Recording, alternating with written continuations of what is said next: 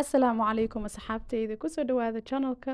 halkan waxaa maanta idin wadaa video aan idinku tusayo idinkuna sharaxayo sidaan u sameynay masjidkaas waxyaabahan u isticmaalnay qaabka u sameynay waa idin sharaxaya insha Allah ka raali noqda ayaamahan YouTube waan ka maqnaa very busy life laakiin alxamdulillah waan soo noqon doonaa anigoo noo wada programmadeena iyo waxyaabaha aad igu barateen insha Allah sida arkayso horta meesha aan rabo inaan masjidka ka sameeyo waa baneeyay TV-ga meesha ka qaadnay dhinaca kala dhignay baakadahaas arkaysaan waa masjidka wuxuu noqonayo so baakadahaas markii maaragtay guriga idin yaalaan delivery wax markii idin yimaadaan waxyaabahaas oo kale la iskama tuuro waxyaabahan projectyadan oo kale ku anfacayaan waxa u baahan tahay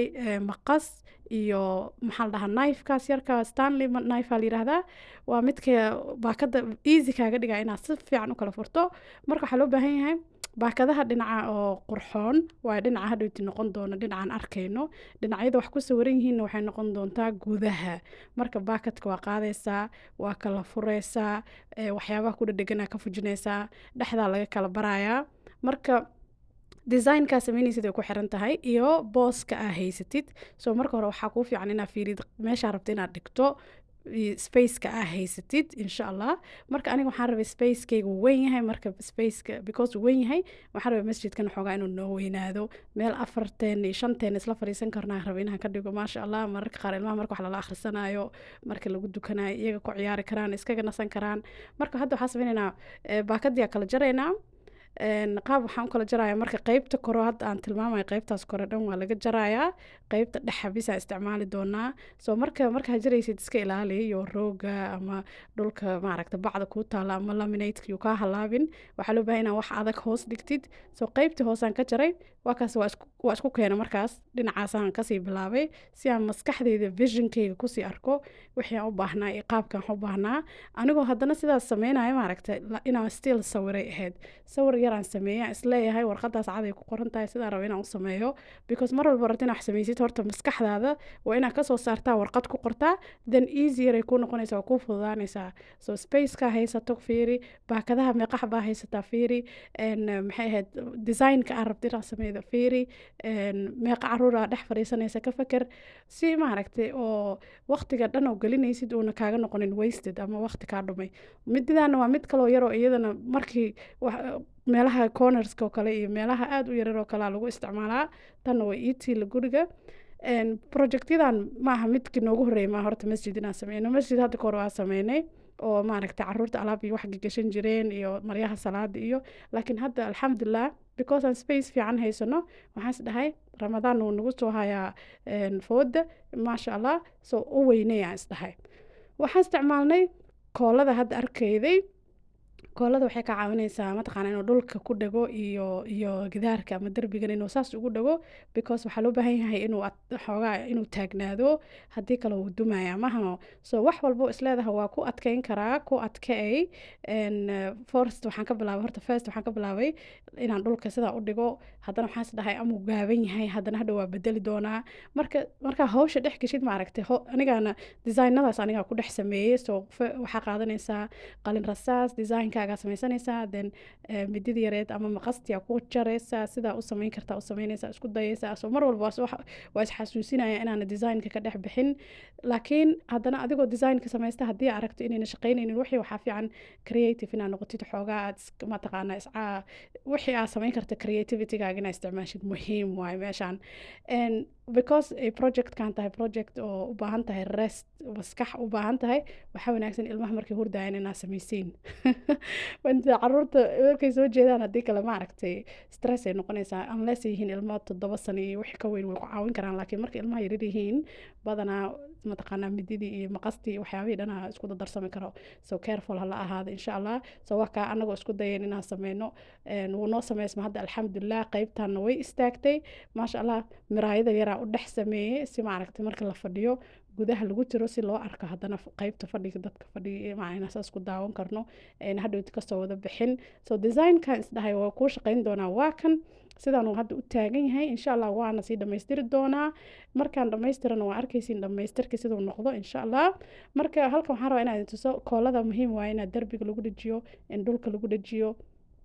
ani hadda meesha carpet yara ii yaalo carpet kale una waa dhigay si aan u arko spaceka inuu anfacay mujada carpetkana ugu talagalay masjidka so waa kusii fidiyey si aan maaragtay aan usii helo maskaxdeyda si usii aragto vision maaragtay wixii markay isku yimaadaan waxaas leedahaa okay meelay u socotaa moogtahay marka hadda waa kana haddana koraan saarnay wax yaroo qurquraxa sharaxaad kale kor sii saarnay insha allah marka ila daawada commentkan ha ilaawinin insha allah ay qaybta waxyaabaha ka hesheen iyo inaa ilmihiina u samayn doontaan aaday muhiim ugu tahay ilmaha in waxyaabahan oo kale projectyada loo sameeyo hadda waa kaas in yaraa kor u yara qaadnay waxaan rabnaa haddana inaan qaybtii madaxii inaan sameyno masjidka qaybta kore and then way ila fiicnaan weyday waxaan isdhaa amuu kasoo kor dhacaa then waa jarnay waa jarnay haddana waan soo gaabinay haddana designkia bedeli doonaa waxaa muhiima maaragtay inaa markii hawshaan oo kale sameynaysid niyadaadan inay ahaato niyad wanaagsan inaa u sameynayid ilmahaaga inay diinta islaamka bartaan inay ilmahaaga diinta islaamka jeclaadaan in ilaahay adiga ajri xasanaad kaa siiyo waxyaabahaas oo dhan isa soo xasuusiyaa the reason why u sameynayno waa ina ilmaheena ay dareemaan ramadaana soo socdo waxaan haysanaa meelaan fariisano meeshaasoo maaragtay waa aragteen ilmaha marka ay ciyaarayaan guryo beenbeena loo keeno ama guryo ka samaysan alwaaxyo ama markii maaragtay meelaha inay galgalaan ilmaha iska fariistaan way jecel yihiin marka maxaa ka wanaagsan adigoo meeshaas hadda quruxda badan u sameeyda gurigooda dhexdooda haddana markay fadhiyaan maaragtay ku daawan karaan wallaahi connectionka adiga ilmahaaga ka feker marka hawshan haysid ilaa 2 saacadood ay nagu qaadato annaga inaan sameyno laakiin haddii maaragtay masjid yar sameynaydu way ka dhaqsi badnaanaysaa maybe saacaday kugu qaadanay maybe nus saac waxay ku xiran tahay waxaa sameynaysid ma fahantay waxaa muhiima inaan wax sameyno ilmaheenana ay nagala qayb qaataan so halkan waxaan jaray in yaroo dayaxyaan jaray the moon dan waa kor saaray hadda waa kana qaybta sharaxaadda imaanay qaybtan caruurta way la caawiyeen waxaan dhahay kaalay hooyo meeshaan quruxsanay soo nalalkiaan soo bixinay nalalka lagu qurxin doonaa lagu sharaxi doonaa waxaan ku leeyahay geeda yaroo qurxoon oo waxya yaryaraas turnay waxaa ku leeyahay waxaa masajidka waa lasii camiray wax walba oo loo baahan yahay waa lasii dhigay salliyadii la dhigay halkan finusyo yaraa soo gaday oo is leeyahay more designka ha sii qurxoonaado midkan waa mid shumac la dhex dhigaayo hadhowti marka kan wuxuu ku fiican yahay shumac runa maaha batteriyu ku shaqeeyaa so dangerous maaha maaragtay halis maaha ilmaha markii finusta ag dhigtid so shumaciyaa la gelinaya batteriga marka la geliyo make sure inaa haddana koolo ku xirtid ama mar walba caruurtaada waa inaa u sheegtaa waxyaabaha halista waxyaabaha halista ahayn inaa kala bartid alxamdulilah hadda kaas way sameynayaan meeshay gelgelinayaan way toosinayaan baciyay ka fiiqayaan because the processka muhiim way u tahay ilmaha inay ka qayb qaataan si u dareemaan xitaa iyaga inay wax sameeyeen so hawsha adiga markaa samaysiin iyaga u ogolaa howlaha sidaan oo kale u fudfudud maalinta ku xigtana adig kula sameeyaan so hadda videogan soo gelinayo waa 2023 18 bisha Shacbaan bari 19 bisha Shacbaan noqon doontaa maalinta ku xigtana insha Allah Ramadaan uu noqon doonaa marka waxaan rajeynayaa inaad videogan ka faa'iideysataan oo caruurtiina isku daydaan in yar xitaa haddii aadan ka wada gaarin wax badan oo saan u weyn inaa in yar xitaa u sameysaan si idinkugu noqoto meel aad waqti kula qaadataan ilaahay waqtiga ramadaanka waqtiga salaada waqtiyada ilmaha haddii ay soo jeedaan waqtiyada afurka oo kale in maaragta meesha yaroo qurxoonada la samaystay xitaa haddii ilmahaaga ilma soon gaaray ayna ahayn inay noqdaan meelo yaray ku nasan karaan haddii ilmahaaga ay soon gaareenna wayba uga sii fiicnaanaysaa inay kaala qayb qaataan ramadaanka iyo afurka iyo waxaasoo dhan maasha allah waa kana waa dhammaynay meeshaas waxaan dhignay bugaagti waxaan dhignay salliyadii waxaan dhignay mataqaana maryo yaryar waxaan dhignay faynuustii nalalkii waa kuwa kor saarnay maasha allah meesha dhan waa isku fiicnaata hadda alxamdulilah aad iyo aad ay ugu faraxsanaayeen kursi yaraa hadda geeskaas ka dhigay kursiga alaab yaraa kor saarnay kaarari waxyaabaha sameyno oo rabno waalidiinta inaan siino ramadaan mubaarak ku qoran tahay buugaas dhulka yaalla waa buuga hadhowtu akhrin doono hadduu ilaahay idmo